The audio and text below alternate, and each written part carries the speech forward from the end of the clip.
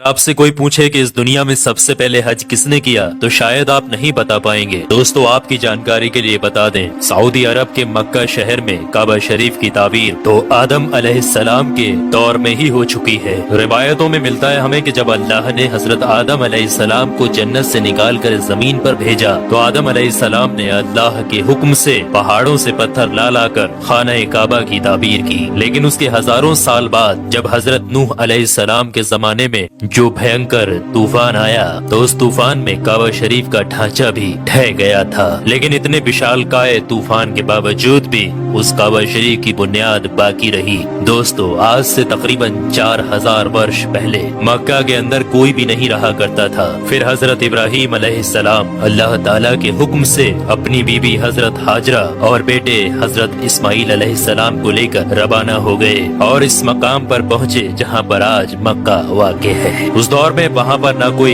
इमारत थी, न पानी और न ही यहाँ पर कोई रहा करता था। दरख्तों के नाम पर सिर्फ बबूल वगैरह की झाड़ियाँ हुआ करती थी। हजरत इब्राहीम अलैहिस्सलाम ने बीवी और बच्चों दोनों को यहाँ बैठा दिया, थोड़ा सा पानी और खजूरों को भी पास में रख दिया और फिर आप अलैहिस्सलाम शाम की तरफ चले गए। हजरत इब्राहीम अलैहिस्सलाम दूसरी बार जब मक्का शरीफ आए तो कयाम ना किया, लेकिन जब तीसरी बार तशरीफ लाए तो हजरत इस्माइल अलैहिस्सलाम से फरमाया कि बेटा अल्लाह ताला ने मुझे एक हुक्म दिया है। तो हजरत इस्माइल अलैहिस्सलाम ने कहा तो इदात कीजिए। तो हजरत इब्राहीम अलैहिस्सलाम ने कहा कि अल्लाह ताला ने मुझे हुक्म दिया है कि यहाँ पर एक घर बनाओ। घर की तामीर शुरू हो गई। हजरत इस्माइल अलैहिस्सलाम पत्थर लाते जाते और हजरत इब्राहीम अलैहिस्सलाम बनाते जाते थे। जब तामीर जरा बुलंद हो गई तो हजरत इस्माइल अलैहिस्सलाम एक पत्थर को उठा कर लाए जो कि हजरत इब्राहीम अलैहिस्सलाम उस पर खड़े होकर ताबीर कर रहे थे। यही मकाम इब्राहीम भी है।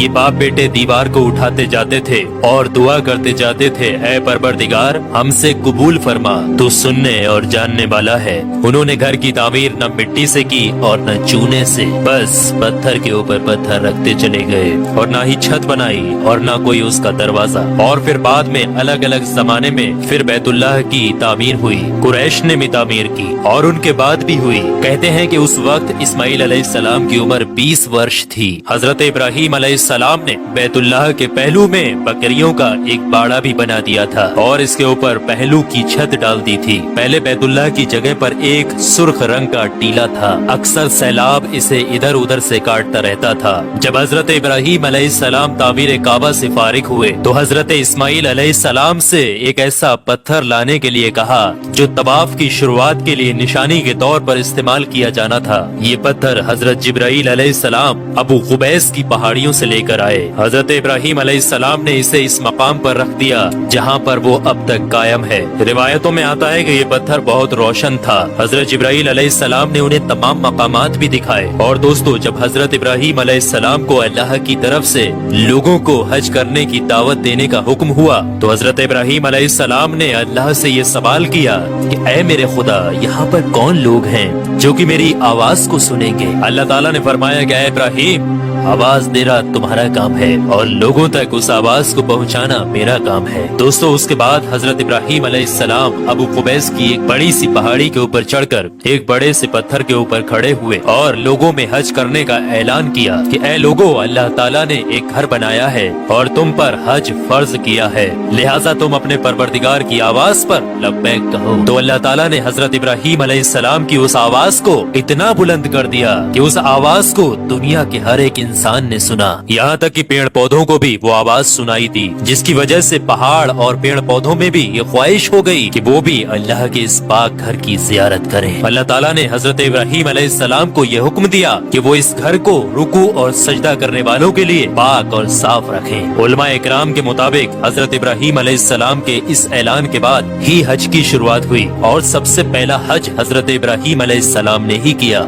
रिवायात के मुताबिक रसूलुल्लाह सल्लल्लाहु तआला अलैहि वसल्लम ने फरमाया कि अल्लाह के इस घर पर अल्लाह की रात दिन 120 रहमतें नाजिल होती हैं। 60 रहमतें तवाफ करने वालों के लिए, 40 नमाजियों के लिए और 20 अल्लाह के घर को देखने वालों के लिए। हजरत हसन बिन अदिया फरमाते हैं कि हमने रसूलुल्लाह सल्लल्लाहु तआला अलैहि वसल्लम के इस कौल पर गौर किया। मालूम हुआ कि ये सब रहमतें दर हकीकत तवाफ करने वाले के लिए हैं कि वो तवाफ करता है, नमाज भी पढ़ता है اور काबा की तरफ देखता भी है। किसी ने क्या खूब कहा है, खाना काबा में तरह तरह की फजीलतें हैं, घर वाला ही उन्हें जानता है। जो कोई भी यहाँ पर अपनी खताओं से डर कर आया, अल्लाह उसकी हिफाजत करता है। ताहिरुल करबी लिखते हैं कि खाना काबा 11 मरतबा ताबीर हुआ है। हजरत आदम अलैहिस्सलाम ने बनाया, हजरत शीश अलैहिस्सलाम ने ताबीर किया, हजरत इब्राहिम अलैहिस्सलाम ने ताबीर किया, अमालका ने बनाया, जुरहम ने तामीर किया, कसी ने तामीर किया, कुरैश ने बनाया,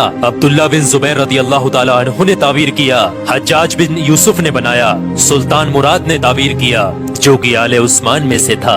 दोस्तों आपको बता दें, जो काबा शरीफ की ताबीर के लिए हलाल माल इकट्ठा किया गया था वो काफी नहीं था, इसलिए 6 हाथ एक बालिस्त जगह कम कर दी गई थी और एक छोटी सी गोल दीवार बना दी थी ताकि लोग इसके बाहर तवाफ करें। काबा के अंदर उन्होंने 2 सफों में 6 सुतूर रखे थे जिसके ऊपर छत थी। उससे पहले काबा शरीफ के ऊपर छत मौजूद नहीं थी।